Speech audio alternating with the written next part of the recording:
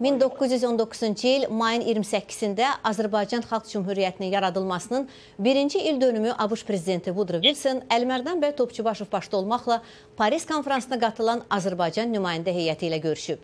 Bu, Azərbaycan Xalq Cümhuriyyətinin beynəlxalq miqyasda müstəqil dövlət kimi tanınmasında mühüm tarixi hadisələrdən biri hesab edilir. Birləşmiş Ştatlar və Azərbaycan arasında münasibətlərin tarixi və bugünkü durumunu müzakirə etmək üçün tarixçi alim Altay Göyüşov Skype vasitəsilə Parisdən proqrama qoşulur. Mən sizi studiyadan salamlayıram, Altay bəy. Birləşmiş Ştatlar və Azərbaycan arasında Azərbaycan Xalq Cümhuriyyətinin mövcud olduğu qısa müddətdə münasibətləri necə xarakterizə etmək olar?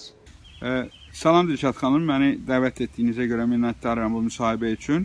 Qısaca olaraq, deməli, o dövrdə Azərbaycan-Amerika münasibətlərini bu cür xarakterizə etmək olar ki, Azərbaycan yenicə istiqlaliyyətini qazanmış bir dövlət idi və eyni zamanda ABŞ da yenicə dünya siyasətində aparıcı rola çevrilmək üzrə olan bir dövlət idi və o dövrdə Azərbaycanla deməli ABŞ-ı yaxınlaşdıracaq əsas məqamlardan biri Amerika prezidenti Wilsonun müharibənin sonunda 14 müddəalıq belə deyək məşhur o prinsiplərlə çıxış eləməsi idi ki, burada xalqların belə deyək öz müqəddəratını təyin etmə məsələsi aparıcı amillərdən birinə çevrildi və bu da Azərbaycanı belə deyək Vaşinqtona, ABŞ-a belə ümidlə baxmağa vadar eləyirdi və sözsüz ki, Azərbaycan nümayəndə heyəti də, Parisdə olan nümayəndə heyəti də Vaşinqtonla yaxınlaşmaq üçün bu istiqamətdə, yəni özünün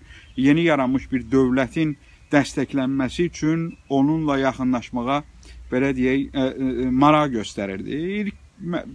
Mənim yadımda gələn ilk görüş deməli İstanbuldakı konsulla Topçubaşov arasında olmuşdu. Çox məzəli bir görüş olmuşdu. Əslində zorla tanıtdıra bilmişdi Azərbaycan nədir və s.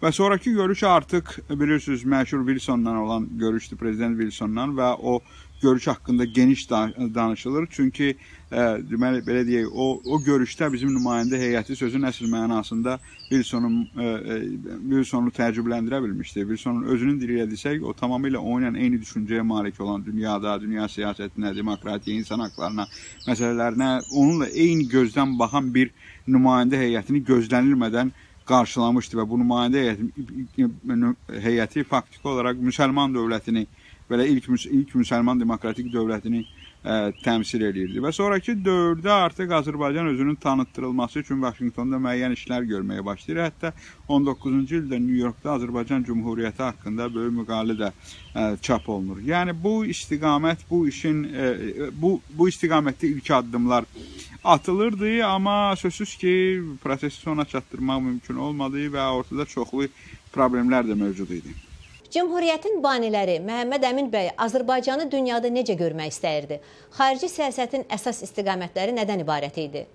Cümhuriyyət liderləri Azərbaycanı dünyada necə görmək istəyirdi? Rəsulzadanın xarici siyasətə baxışı. Bilirsiniz, bu məsələlər elə Cümhuriyyətin özünün quruluşunun öyrənərkən artıq bu özünü məlum edir. Çünki o dövrdə Cümhuriyyət ideyasının meydana gəlməsinə Avropada formalaşan romantik milliyyətçilik ideyalarına çox ciddi təsir olub. Yəni, o dövrdə milli dövlətin yaradılması, eyni zamanda milli dövlət yaradılması ilə yanaşı, Azərbaycanda belə deyək, millətin özünün formalaşdırılması, modernləşdirilməsi, yeni formada millətin yaradılması prosesi həyata keçirilir və bu ideyalar da məhz 17-18-ci əsrlərdən sonra Avropada gedən maarifçilik hərəkatının təsiri altında baş verir. Bu nöqteyi nəzərdən aydın məsələdir ki, quruluş etibarilə bu Cümhuriyyət ideyası, milli dövlət ideyası, bu şəkildə milli dövlət ideyası, məsələn, Avropadan götürülən bir, əğz olunan bir belə deyək, düşüncə tərzi idi. Üstəgəl, eyni zamanda quruluş etibarilə, yəni demokratik respublikanın seçilməsi, parlament respublikasının çevrilməsi, bu da həmçinin Avropadan gələn, qərbdən gələn bir ideyadır və bu nöqteyi nəzərdən Azərbaycanın belə deyək, o dövrdə dünyaya baxışı sözsüz ki, özü-özlüyündə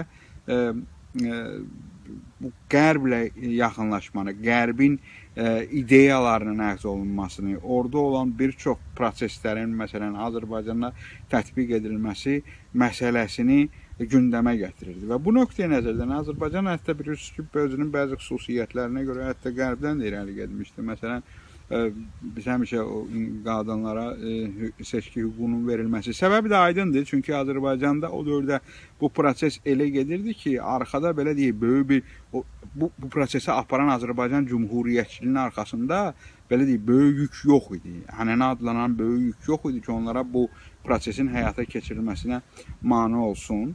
Və ona görə də hətta müəyyən dərəcədə Avropa ölkələrindən də irəli gedə bilmişdilər. Amma ideyanın məğzi, ideyanın əsasında oturan sözsüz ki, Avropada baş verən belə deyək, o maarifçilik dövründən sonra başlanan milli dövlət ideyası, romantik millətçilik və eyni zamanda demokratik dövlət quruluşu, yəni parlament respublikası, mütləqiyyətə son qoyulması və s.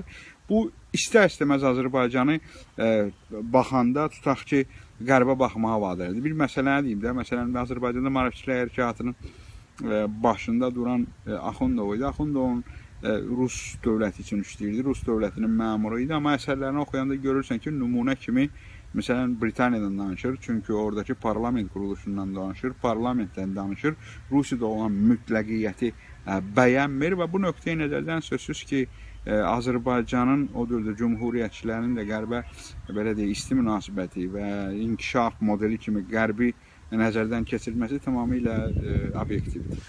Məhəmməd Əmin bəyin siyasi irsi müstəqilliyini yenidən əldə etmiş Azərbaycanda gənc nəslə necə öyrədilməlidir? Siyasi irsin öyrədilməsi olduqca vacib məsələdir. Çünki bilirsiniz, amma bunun öyrədilməsi üçün ümumiyyətlə tarixə obyektiv baxış lazımdır. Təəssüf ki, müəyyən səbəblər, siyasi səbəblərdən bu gün Azərbaycanda tarixə obyektiv baxışın həyata keçirilməsi o qədər də asan məsələ deyil.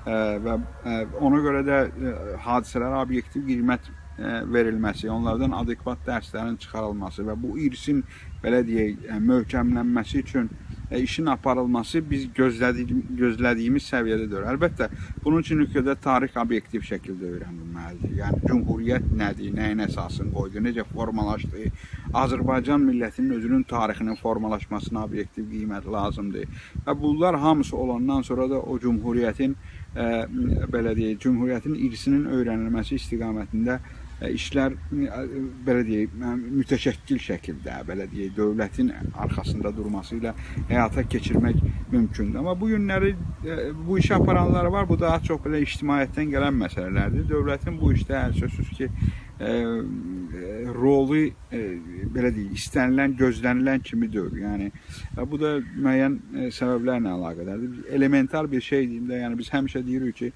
hətta cümhuriyyət liderlərinin abidə qoyulması məsələsi problemdir. Bir balaca abidə qoyulur, tutaq ki, var düz şəhərdə, amma balacadır, adekvat deyil görülən işlərə, yəni bu ölkənin əsasını qoyublar.